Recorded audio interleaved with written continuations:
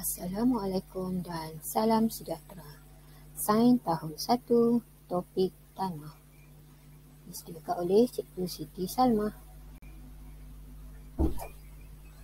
Objektif pembelajaran pada hari ini ialah 9.2.1 mengenal pasti jenis-jenis tanah, 9.2.2 menyiasat kandungan 3 jenis tanah. Di permukaan bumi terdapat beberapa jenis tanah yang penting untuk kehidupan. Jenis-jenis tanah tersebut ialah tanah kebun, pasir dan tanah liat. Tanah kebun biasanya boleh didapati di kawasan kebun sayur.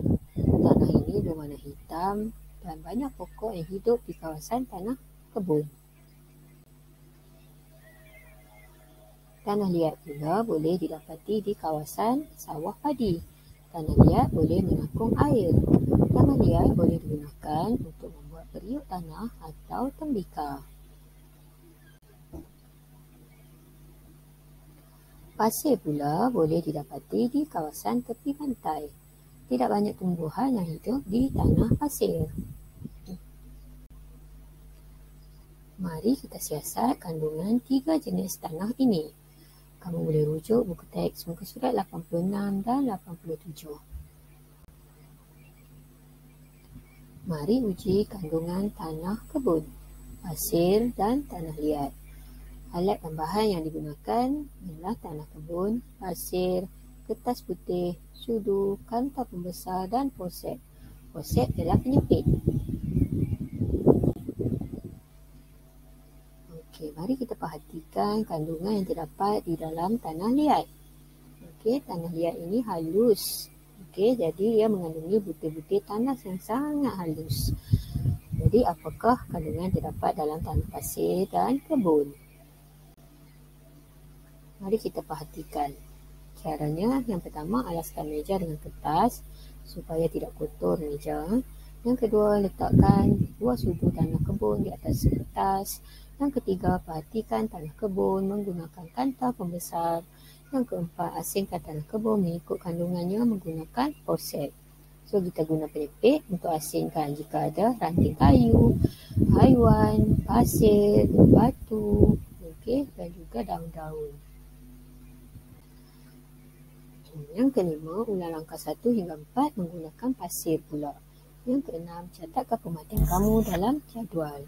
Jadi pematian yang boleh diperolehi, kita dapati bahawa tanah kebun ada ranting kayu, ada daun kering, ada batu, ada butir pasir dan juga haiwan kecil di situ.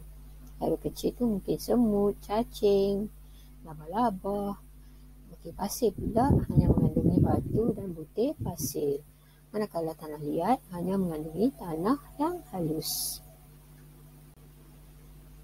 Daripada pematian ni, soalannya, apakah perbezaan kandungan tanah di antara tanah kebun dan pasir? Tanah kebun mengandungi ranting kayu, daun kering, haiwan kecil, batu dan pasir. Manakala pasir hanya mempunyai batu dan butir pasir sahaja.